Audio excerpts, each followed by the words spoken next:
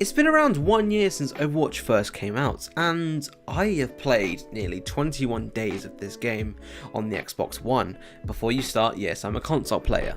And I certainly have been on a great journey with this game and gone from a low platinum to the top 200 in Europe and even the top 14th Mercy on Xbox at one point.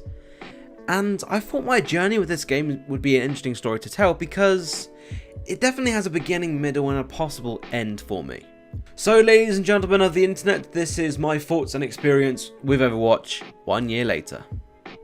So I'll get the backstory out of the way first. I am not massively into shooters. I do enjoy them, but I've never really gotten into one as I did with Overwatch before. I picked this up day one after playing the beta, having heard of nothing about this game before. I didn't know what it was about, what game style it was. I just played the beta and went, wow, this game looks really, really fun.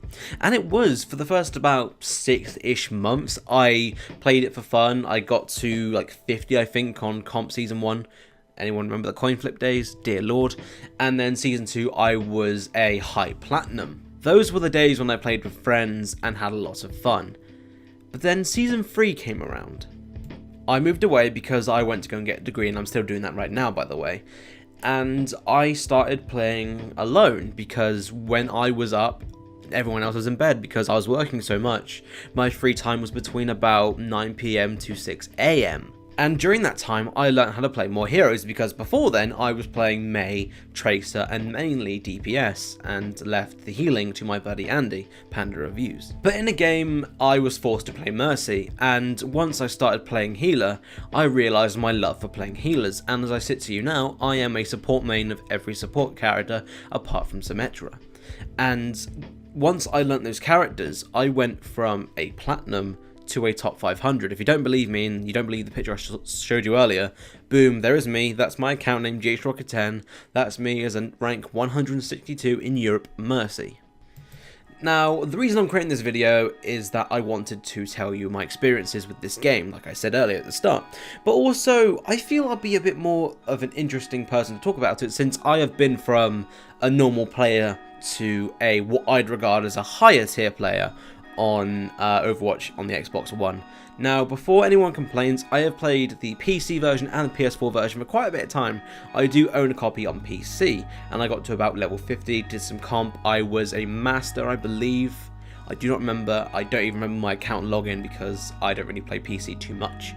But the reason I'm giving that backstory is because there is a very negative light pointed at console players, especially Xbox, I found.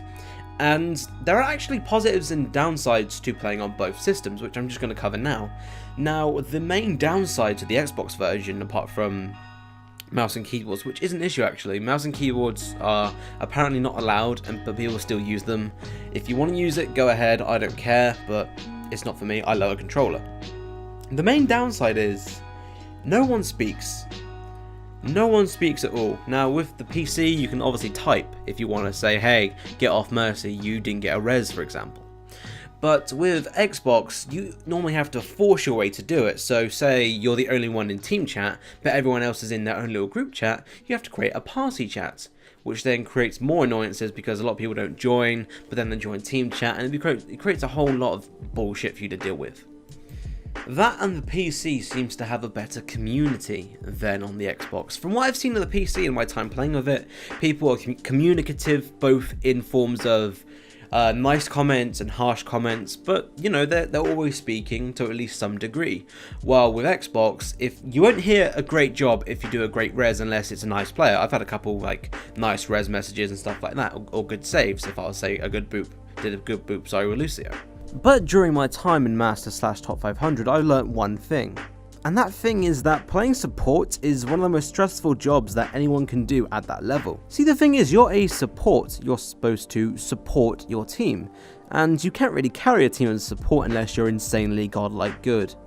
But the thing is, if you just miss revive once or don't help someone when you're busy helping someone else, you get shit afterwards, so much shit. And the thing is, if it happens continuously, which it definitely does, don't take my word for it, there are plenty of people out there that will say the exact same thing, it really takes a toll on you. It makes you not want to do well, it makes you not want to care about your team, and then it makes you stop wanting to play the game. Going on from the game though, there is an implementation which I hate in this game when it comes to competitive.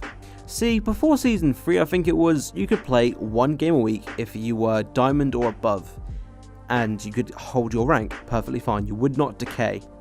But now, they've moved this from 1 game a week to fucking 7. And the thing is, the risk reward thing for if you win versus if you lose, the point difference is so high, it's not worth it. You lose 40, but get 15 when you win. Now of course, this is all variable depending on how you play in the game, but on an average, that's what it's like.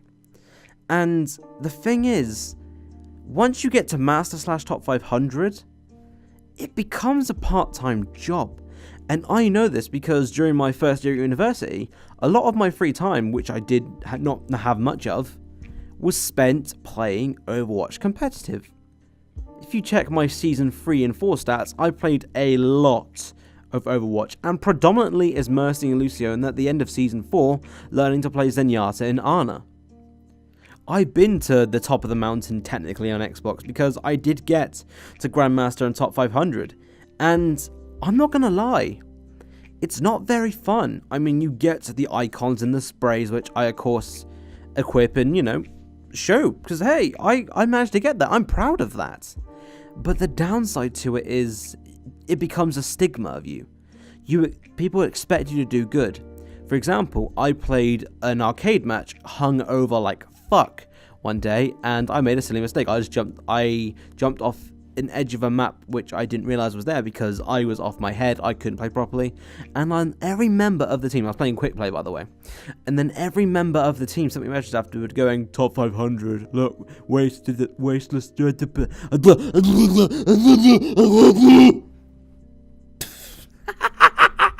But the point still remains. Once you get to a certain level of Overwatch, you're expected to do great all the time, even when you're technically not working, if you know what I mean.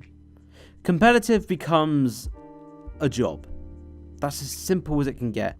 It becomes a second or third job. And is it a fun job? Well, when you get a full team speaking, yes, because even if you lose, the fact that you're speaking and you're coordinating properly just means, they were the better team. But no, it's never their fault, it's always your fault.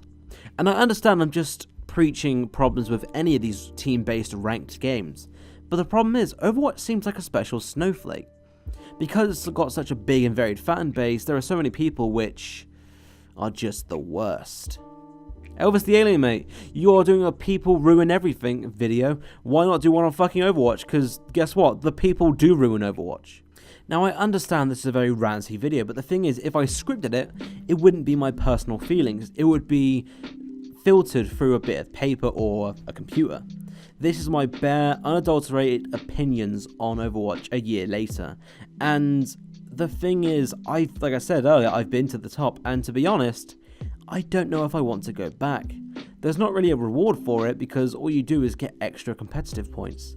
But the thing is, even if you were the worst player, eventually you'd get every golden gun if you kept trying. Currently I'm on 4. I just got Ana's unlocked. So really, I see no reason to keep playing Overwatch for me. I probably will still play a little bit, but the thing is, once I finish this anniversary event and get some skins that I kind of care about, I guess, I'll probably start to tune out. What I might end up doing is doing 9 replacement matches and then leaving the 10th one until a week before, so then I don't have to deal with this bloody 7 game thing, because really, that is the main reason I do not want to play Overwatch anymore.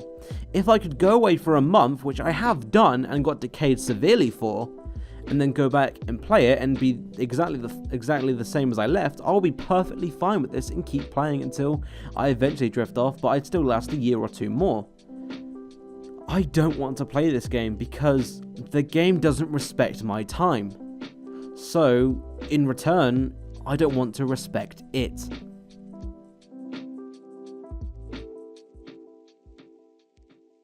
Hello everybody, and thank you very much for watching this video. Like I said in the video, I apologise for the ranty nature, but the thing is, it wouldn't be my personal opinions then, and I really wanted to make this personal because I do love this game and I do have personal feelings for it. Like I said in the video, I put 21 days-ish of my life into this game, and that's just the Xbox version. I apologise for the echo at the start of it. I then put a coat over my head, which I've now taken off because I noticed it was blocking the microphone from the back a bit, and I don't know if it ruined the quality. I'll probably fix it in post, but I just wanted to say that. I was literally wearing a coat for about 6 minutes of this video.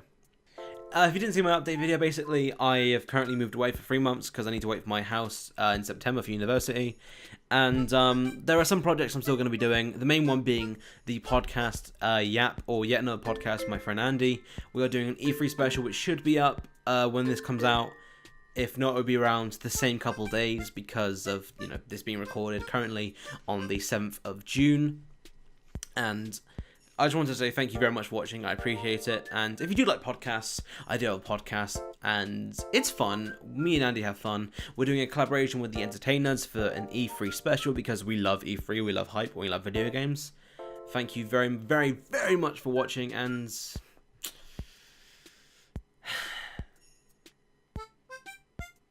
I want to keep playing Overwatch. Seriously, I do. But the 7-day thing, man. So hard, and like I said in the video, I made this a second job pretty much, and it's not too fun to do. Bye.